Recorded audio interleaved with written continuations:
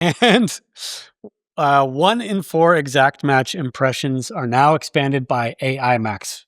Do you see a danger here or a trade-off you just have to accept? Yeah, I mean, Google's target audience here is really people who haven't used broad match yet. They're not using it. And I think this is a bit of a dilemma for them because they're probably not using broad match because they don't want to. And I don't know if you'll somehow change their mind by offering them AI Max instead. Which is forcing them to... I don't know if the click-through rate has been discussed at the earnings call. But if I were there, this would be my first question. Guys, what's going on here? The new black box.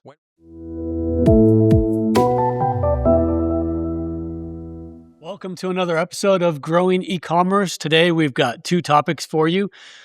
WTF is up with CTRs. We'll find out. Yes, let's find out. They're going up, and it's interesting. And which, by the way, is good for Google. It's good for Google. Yeah. Right. Well, there's a lot. We don't. Okay. Yeah. Sorry. Yeah. We don't know. And 1 in 4 exact match impressions are now expanded by AI Max. When AI Max is activated, we'll talk about those. This relates to some of the stuff we talked about in earnings last week, so I think it's very relevant. Yes. By the way, hello, sir. Hey, Chris. Did you just get off your yacht? Yes, of course, man. I think it was the fitting outfit after our earnings call session. Yeah. You know what I mean? Yeah. Here's the Danube right over there. So yes, of course. That's I right. jumped off my yard. I'm here for a podcast and then I leave again. Yeah, definitely. Well, it's summer anyway, so I hope to get on the water on my vacation coming up soon. Actually, I certainly will get on the water. But man, I think we are. When is your vacation? We have your vacation starts August. Should we say 3, 2, 1? Yeah. 3, 2, 1. August 7th. Yes, man. Oh, wait, and when does it end? Hold on. 3, 2, 1. August 26th. Perfect. Yeah. Really? I didn't check it. Seriously. Awesome. We were both on vacation from August 7th through August 26th. 2.5 weeks. Well deserved, man. I'm talking about you. I didn't deserve it, but you deserved it. We're gonna, by the way, prep some content as best we can to bridge the summer gap. Yes. There might be 1 week where... Yeah, there might be 1 week where we don't have anything, but we're trying to fix this. We're trying to fix it, yeah. But man, of course I don't have a yard. I will never own one, but at least I have a jersey which might make some people think I have a yard. Exactly. Life quality. Yeah, I mean, why would you need to own a yacht if you can look like you own a yacht? Doesn't really matter, does it? All right, Mike. So, now, let's start with AI Max for search or AI Max for search. Speaking of people who own yachts, Google, some Googlers, Googlers, probably. Yeah. Mate, I had a question last time, and you were about to answer it, but then actually we wanted but we had some other topics to discuss. Mike, my statement in last earnings call session where we talked about the big G, Google, and why we or I believe that their capex is justifiable because it flows into the core business, and the core business is a fucking flywheel, and it's printing money and creating client value. And one reason why their search business is still doing so well is the AI Max for search. One of, I would say, the 3 most important campaign types they're investing in right now. Sure. And the statement was, I think you quoted one of the Google guys. It creates... Yeah, exactly. So let me check here. Yes, please. It monetizes...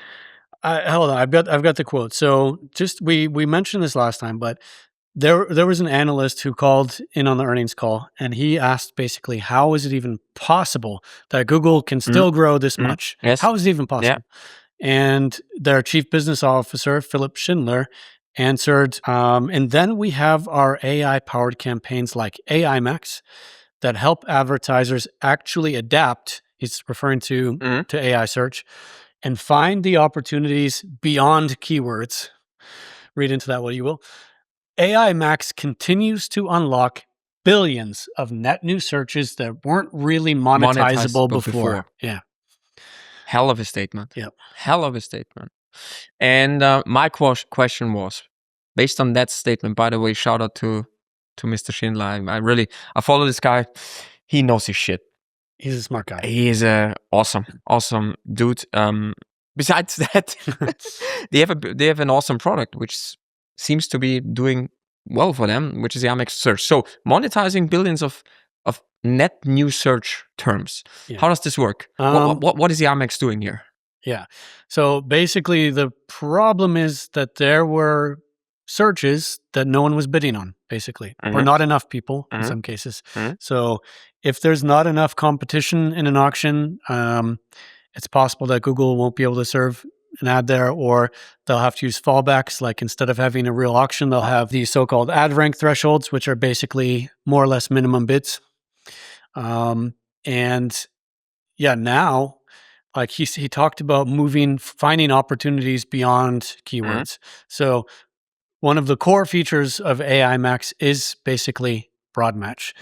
They call it search term matching, but underneath the hood, it's basically broad match. Yeah. So if you have a campaign that has a lot of exact match keywords in it, some phrase match keywords, and few or no broad match, that's exactly who they want to reach, because without broad match in there, they need that to do this kind of canvassing and to find these search terms. This will, when you have this activated, it will basically broad matchify your exact match or your phrase match.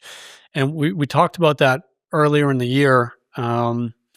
Can't remember the stat, but I think that's right. It was about like when you look at AI Max match type, 80% of those impressions come from exact match and 20% of them come from phrase match. It can't expand on broad match because it's already broad. Yeah. But that's what it's doing. It's a big part of what it does.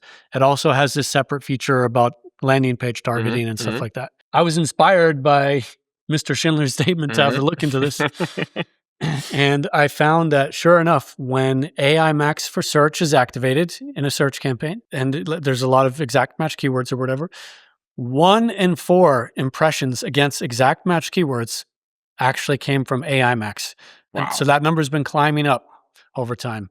So the adoption is rising, but also the activity of AI Max. Aggressiveness. Yeah, inside of these campaigns, it's really scaling up now. And so this must be what he means. Mr. Schindler referred to. Yeah. And by the way, it makes perfect sense from a business perspective, right? Because I assume the AI is so good that the search term matching does its job. And then why not showing an ad for a search term?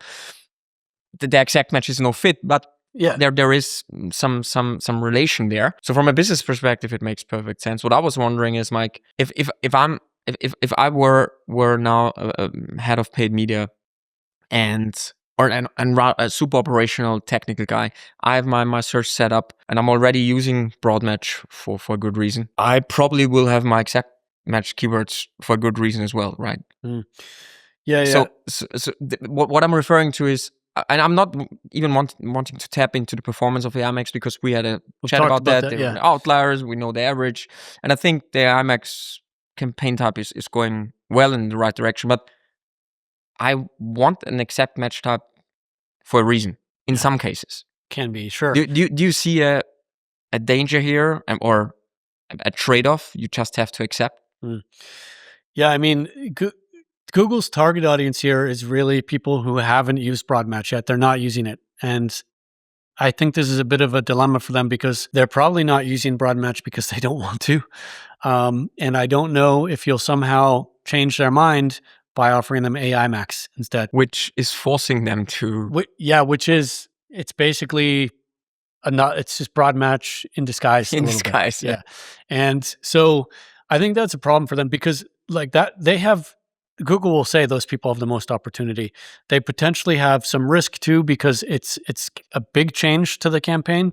If it's fully exact matched out or something like that, it's true that there's opportunity, but also risk. Like, whereas people who over the years have purposely and strategically and intentionally transitioned to broad match, the funny thing is that they are the ones who are adopting this first because they're adopters. But there's a little risk there because exactly as you said, like if they've chosen their broad match keywords. Yes. They might still have some exact match, and there's a reason why. But the nice thing about this is that you can opt out at the ad group level. So there's a control there. Like it by default will apply to your entire campaign. But you can do something. But if you have exact match where you say, no, this is exact match for a reason, you can protect that. From that perspective, you could argue that AIMX is precisely doing what the AIMX claims to do, which is driving incrementality. And of course, incrementality is coming through search terms you are maybe not covering right now. Yeah. And I would argue, if I can control it, Google actually shouldn't hold back. No, I think it's a, again, the performance claims. We don't want to, but we saw that a revenue uplift is real, at least according to in-platform attribution. For sure. Knowing the limitations of that, you should also check in your back-end sales numbers. But it is driving more volume, and that's what it's supposed to do. Yes. It's not as efficient, which is my beef with Google, is that they claim it will be very same efficiency levels. Yeah, but that's not true. No, but it does it. I think from Google's standpoint, of course, they want to monetize this. And there is something real happening here. Like, is AI search overhyped? I don't know, maybe a little bit, but a lot of people are indeed searching differently, longer, more specific queries than they used to. Yes. And it's pretty factual that your keywords might miss that stuff. Yes. So especially, these exact match things and stuff, you can't exact match these things. It's not possible. So yeah, well, I mean, Mr. Schindler is spot on here. Yeah, and again, I love it from a pure business perspective. They are investing in these campaign types, they're implementing them, and they are making and they impact not just the everyday life of the consumer, the online marketer, but also for their business. For sure, it's hats off to them. Yeah, I mean, they're trying to, like, people will debate whether or not AI powered search results are better, but I personally like them a lot. Yeah, for sure. And I can understand that they're problematic too, but as a user, I do like them. And they feel seamless. I mean, let's face it. It's not like it's disrupting my search experience. Not at all. No, you can always scroll past. You can still click on things. Yes. But no, man, they're doing great. It is what it is. And again, I think they learned their lessons, because the possibility to opt out on ad group level is just a powerful one. Yeah, there's actually no argument not to use AIMX search. I mean, there are controls in place, and if you don't like it, no one's going to make you use it. But I think compared to how PMAX shipped, and PMAX was a forced migration of a very popular, for better or worse, a very popular campaign type. This is much more finished. It doesn't feel half-baked. It feels like they learned their lessons, they shipped a more mature product, and it was transparent from the start. I'll give them credit for that. That's how I was able to analyze the performance, because it's transparent. It's transparent. No, all good here. I think not too big of a controversial take on this, right? No, I mean, I think some people will be super aggravated to see that 1 in 4 exact match is, but but then do something about it. This is the direction of travel. So I would not fight it personally. So let's talk about the other topic. Yes, CTRs. So the click-through rate. Yeah, the click-through rate. All right. So we have this free tool called Smack Market Observer, where you can see like benchmark data based on our advertiser panel. And like you can see click-through rate for shopping, PMAX search, you can see conversion rate, all kinds of stuff. It's handy to look at. I would literally would recommend everyone to use that. Yeah, it helps you so much in benchmarking your numbers, in arguing upwards, downwards trends, whether you're on operational level or management level. It's a massive. I really love it. It's a great tool. Definitely, we built it way back in the pandemic, and it's still around. Yes. So something. By the way, still free to use. Yeah. You will never know when this changes, so I would sign up for it. Yeah, exactly. All right. So and we see in this. Yeah. So in these numbers, a trend which doesn't make too much sense. Well, it's interesting. I mean, we've been seeing for a while now substantially higher click-through rate year over year. Year by year, yeah. And like for PMAX, it's been pretty consistently on the order of 20% year over year. And it's just like that since for over a year now. Yes. It's been like that for a while. And I don't know.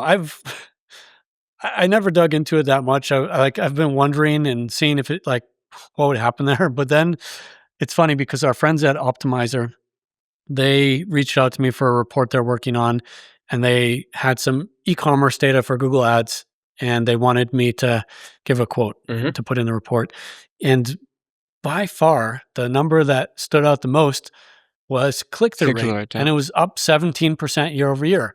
Very consistent with what we see. I think they're quite international, but very US based. We're more European based. Well, this is really weird. What's going on here? You never know, like, because this is like, but it just, I was like, really, we're seeing this super consistent result. So I started digging into it a bit more. I got curious, and I don't have the answer here why it's like that. But the funny thing is that most people are very concerned right now that click-through rates will drop. Yes. They're concerned that ads next to AI information will not get clicked as much, just the way that organic clicks don't get clicked as much.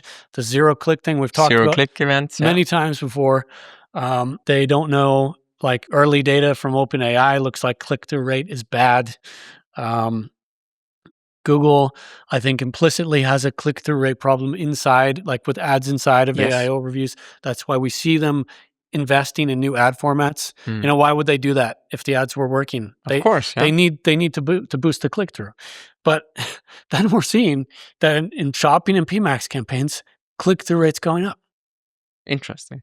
Yeah, it's weird. It doesn't make too much sense because and again, I hold us accountable to what we have actually been saying, that this is one of the risks Google has to mitigate in order to keep the growth trajectory where it is right now, and that's precisely that, to keep the click-through rates at the levels they are right now. Unless they can massively increase their impressions, that is the one major thing they have to look at. Yeah. We both said there is a chance, especially in these agentic surfaces, that of course the zero-click events will be organically growing because you have all the information right there and you don't need to click anymore. Well, as far as I see it, I mean, look, the night is still young, but the opposite is happening. And I mean, let's face it, a 20% year-over-year increase in the click-through rate on average is not just a minor thing. No. I mean, what I will say is that the range of like click-through rates operate at a range of like, 1.6% to 2%. And so in percentage points, it would be a small number, like 0.5% or something. Yes. But this is... But the relative growth is massive. The relative growth is massive. Yes. And this matters a lot because clicks are a high volume metric. Yes. And so a small change in that percentage has a big impact on the overall volume. Basically the strongest indicator for the share of wallet for Google. For sure. It's the click, which is the monetizing artifact they want. So a click-through rate going up in this new agentic wave Google is riding on, it's a massive statement. Yes. What's so funny? I'm always wondering these. I mean, I know for sure I'm following a lot of investors, and there are so many bad analysts out there you can't even imagine. I don't know if the click-through rate has been discussed at the earnings call. I don't think so. We can look it up. Yeah. But if I were there, this would be my first question. Guys, what's going on here? This would be for me one of the biggest bullish signs that the growth trajectory is cemented. If you can keep this up, it's funny, right? It was not. Yeah, no, I think this was probably a year ago or something. Someone that the question has come up before, but no, in my opinion, that's something analysts should just keep pushing every quarter until Google says something. I mean, our sample is super huge, but again, we're still a fraction of the overall business. So I don't know what the overall click-through rates of Google are, but that's super interesting. And for me, it doesn't make too much sense. Yeah. What is the hypothesis? Do you have one? I have a little. Well, I have more questions. At least, at least one hypothesis. Yeah. So, the click-through rate is the ratio of clicks to impressions. Yes. So, if you do that as a fraction, the impressions are the denominator. Yes. And what I noticed is that clicks have been, let's say it's varied a bit, but they've been sometimes slightly down, sometimes a bit up. But impressions have been notably down, like 10, 12%, quarter after quarter, year over year. So impressions for some reason are down, which is also weird, interesting because that contradicts a bit earlier what we were talking about with Philipp Schindler. I don't know quite what to make of it all. But that would imply that there's a shrinking denominator. Okay. So that's basically a purely mathematical hypothesis. The impressions are down, clicks stay roughly the same, and that's the product. Then it's a mechanical or mathematical. Yes. Yeah, okay. Exactly. But why could impressions be down? I mean, another thing that I think could help maybe account for some of this. People are often talking about the click-through rate on these, like, to the web, on organic, like, an AI, someone has an informational query, an AI overview is served. No one clicks through to any of the publishers or content creators or whatever. And they're talking about the click-through rate in that sense. But for e-commerce, this isn't always the case. It's often an A or B thing where Google, and I think that will change over time, but Google is sometimes showing product listing ads, sometimes showing an AI overview, depending on the query and whatever reasons they have for doing that.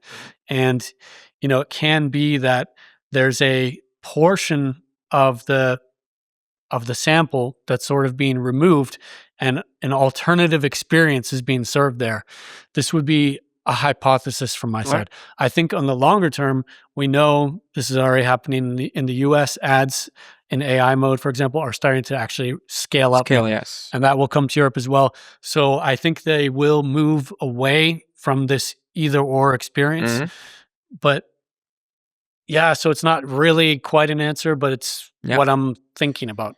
I might go out on a limb here, but what I would stand by is that the flywheel we are constantly talking about, the seamless integration of this new AI search products. I think long-term impressions will go up because the Google product is just superior to any other search product there is. I stand by that, and I stand by that. The question is how Google will play it, but I still think the way they are on right now, they are moving down the road of the zero-click event. Still in some way, shape, or form, right? Universal card, all the things which got shipped. The click on an ad to go to a website will become less important. So I think this long-term trend, I would still rather believe impressions up, clicks down, lower click-through rate, which I would be most concerned about. Okay, what does that mean for the business model for Google? Because less clicks mean less money as of today. Yes. Yeah. So super interesting, man. We have to keep an eye on that for sure. I'm really, really interested here. We will. And I'm just waiting for the day that Google adds more transparency because, we were just talking that AI Max was kind of born transparent. But right now, this AI surfaces part is the new black box. When are the AI surfaces insights are available? Well, I think we talked about it, but only US, right? That is it's a different data set in the end. But and unfortunately, I found out they're not including paid in there. Okay. It's just the organic stuff. Okay. Yeah, but at least I get references to write my data feed quality, which attributes matter. Yeah, exactly. All right. Exactly. First step. Yes. Let's end on a positive note. That's right. Anything else? That feels very unnatural for us. Can you say something negative, Chris? Yes. I don't have a yard. You don't have a yacht. No. That's negative. Yeah. Well, it depends. I mean, I associate. No, I think it's negative. It's negative. You know what life would be. We also said when we hit 100 episodes, we're going on a boat. So yeah, maybe. Yeah. No, not maybe. You said it. Yeah. Okay. We'll. You're gonna have to. I don't know if that's smack marketing budget or a similar jacket here, Mike. I will. I will. All right. Thanks, Chris. It was a pleasure, sir. Thanks, everyone, for listening. This has been another episode of Growing E-commerce, brought to you as always by SMEC, also known as Smarter E-commerce. You can learn more by visiting smarter-ecommerce.com. And we really appreciate it if you leave us a shout out, a comment, a review, a rating. You know what to do. Thanks. We'll see you next time.